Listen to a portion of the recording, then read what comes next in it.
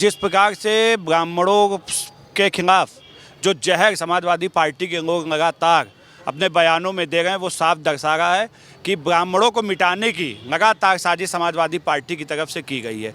यही से जो राजकुमार भाटी इन्होंने कहा था कि समाज सुधारक राम जी नहीं थे, सबसे बड़े समाज सुधारक थे। तो ये लगातार इस तरीके के बयान जो हिंदू सनातन संस्कृति को मिटाने वाली बात करते हों, जो हमारे राम जी पर टिप्पणी करते हों, ऐसे लोगों को उत्तर प्रदेश की जनता 2027 में जवाब देगी। ब्राह्मण जिस दिन ब्राह्मण सरंग भी है, अपने आप में शांत भी है, लेकिन ब्राह्मण अगर परशुराम बनेगा तो भाटी जैसे जो कीड़े हैं वो कहाँ किस मिट्टी में मिल जाएंगे किसी को पता नहीं है।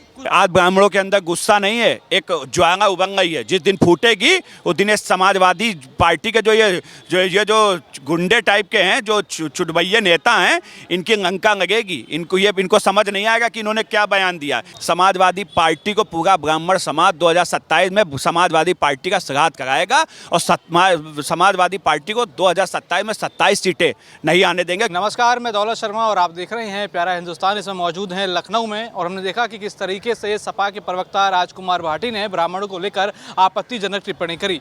अब कहीं ना कहीं ये यही दिखा रहा है कि किस तरीके से 2027 के चुनाव से पहले लगातार सपा सांसद हो, चाहे सपा कार्यकर्ता हो, सपा प्रवक्ता हो, लगातार उनके बिगड़े बोल दिखते हुए नजर आ रहे हैं। अब कितना असर इनमें है ब्राह्मण समाज में, इसका कितना गुस्सा है, भाई जानते तमाम लोग हमारे साथ मौजूद हैं। उनसे जानेंगे कि आखिर इस बयान का आखिर असर कितना यहाँ पड़ा है और किस तरीके से लोग इसको देख रहे हैं।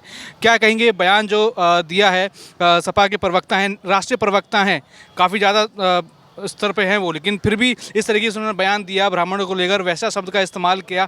क्या कहेंगे ये बयान आखिर सपा के लोगों की तरफ से अब क्यों आ रहे हैं? देखिए, एक शब्द में मैं अपनी बात कहूं तो यही ब्राह्मण 2027 में समाजवादी पार्टी का श्राद्ध कराएगा।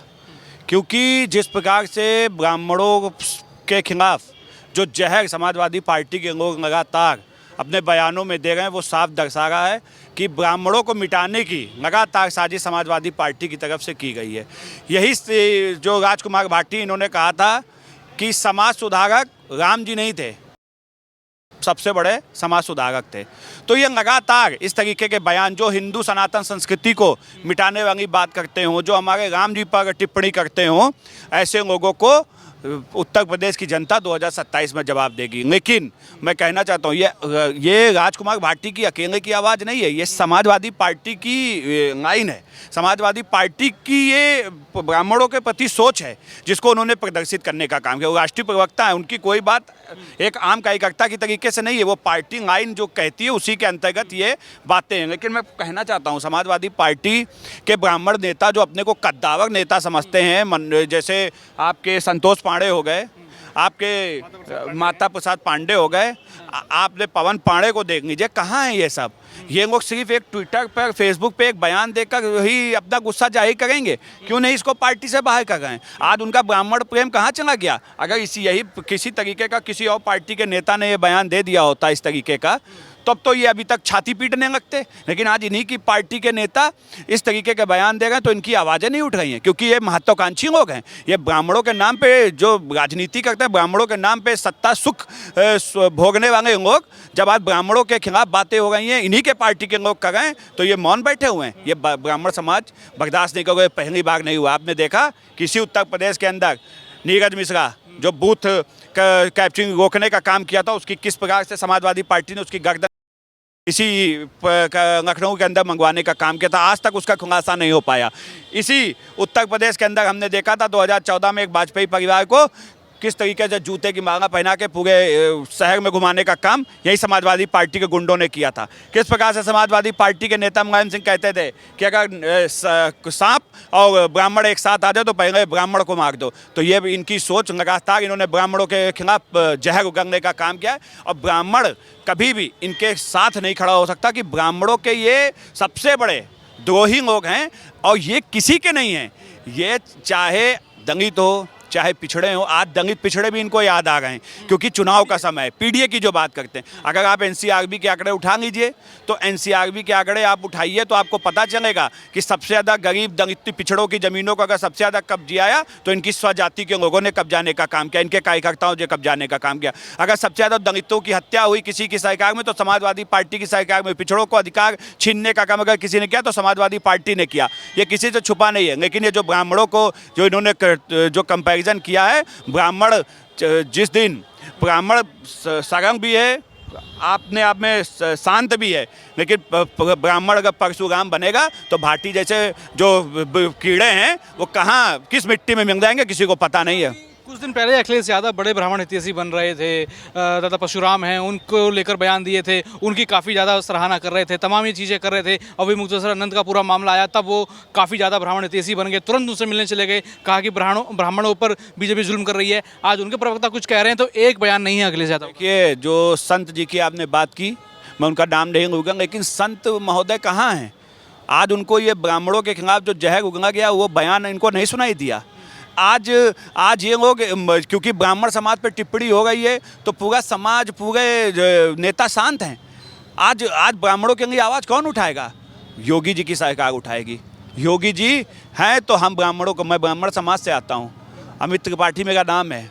अगर आज सबसे ज़्यादा किसी ने ब्राह्मणों को सम्मान देने का काम किया है तो योगी जी की सरकार ने किया है। आज योगी जी ने ब्राह्मणों के लिए लगातार, आज चाहे प्रमुख पदों उस पर भी ब्राह्मण विराजमान है। आज डिप्टी सीएम एक ब्राह्मण जाति से हमारे उत्तर प्रदेश में भाजपा की सरकार ने दिया है, तो ये सम्मान भारतीय जनता पार्टी ने दिया। लेकिन समाजवादी पार्टी ने सदैव ब्राह्मणों के अहित में काम किए हैं, ब्राह्मणों को मिटाने का काम किया है। आपने वो कटिंग देखी होगी जिसमें अखिलेश यादव जी ने कहा था कि ब्राह्मणों का कोई काम ना किया जाए। इनकी सत्ता में एक जियो आया था, उसमें ये कहा गया कि कोई भी ब्राह्मणों के लिए काम ना किए जाएं। तो ये ब्राह्मणों के खिलाफ काम करने वाले, ब्राह्मणों से दुश्मनी करने वाले लोग हैं। लेकिन मैं कहना चाहता हूँ, अभी तक जो समाजवादी जो चमचे थे ब्राह्मण, जो वहाँ ढोंगी कुछ हिस्से में हैं, वो कहाँ हैं?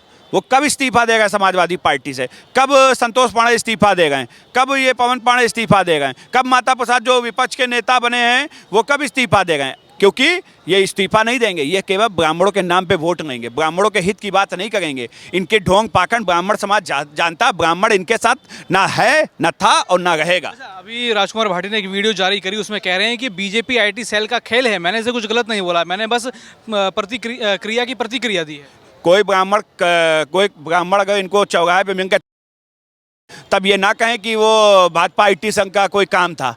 आज ब्राह्मणों के अंदर गुस्सा नहीं है, एक ज्वाला उबल गई है। जिस दिन फूटेगी उस दिन समाजवादी पार्टी के जो गुंडे टाइप के हैं, जो चुटभैये नेता हैं, इनकी लंका लगेगी। इनको समझ नहीं आएगा कि इन्होंने क्या बयान दिया। ये हमारे राम जी पे टिप्पणी करेंगे, ये हमारे राम जी को बताएंगे वो समाज सुधारक नहीं थे, ये बताएंगे कि समाज सुधारक थे, ये तय करेंगे। इनकी हैसियत क्या है? इनके परिवार में लोग होंगे, इसलिए इनको वैश्या ही समझ आ गई है। इनसे पूछे क्या इनके ये वैश्या के पेट से तो नहीं पैदा हुए हैं?